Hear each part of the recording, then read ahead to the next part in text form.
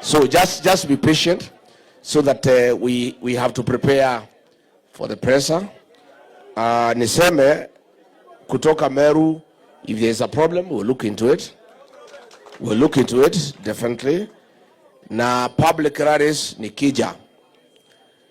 Going forward, we'll make sure 2 Gen Zs, vijana, wanapewa nafasi, na wasichana wawili.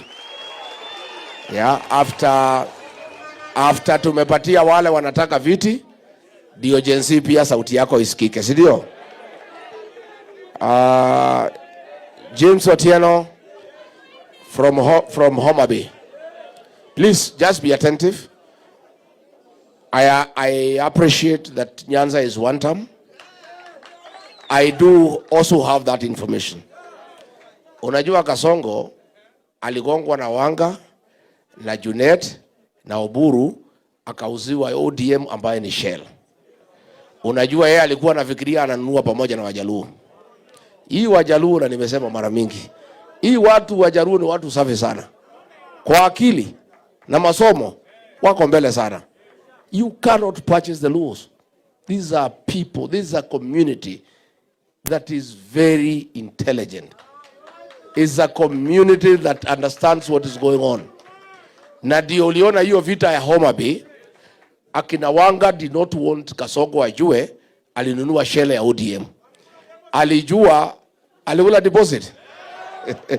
Alijua akina Sifuna na akina Babu na Orengo, if they are allowed to hold a good meeting, Kasongo will know that the Luos were not bought together with ODM, awache kutoa pesa.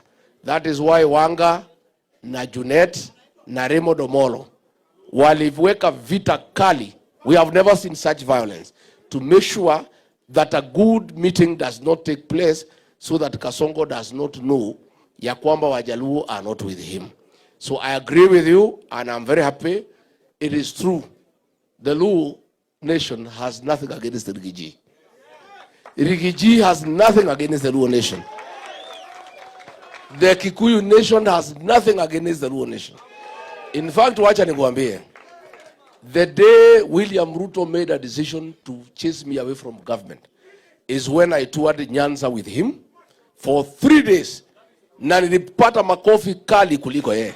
So, Kenyans have been saying that never shall you have an ex like Rigathi Gachagua. I think the president is facing it rough and somehow regretting impeaching Rigathi Gachagua. This man is a vibe.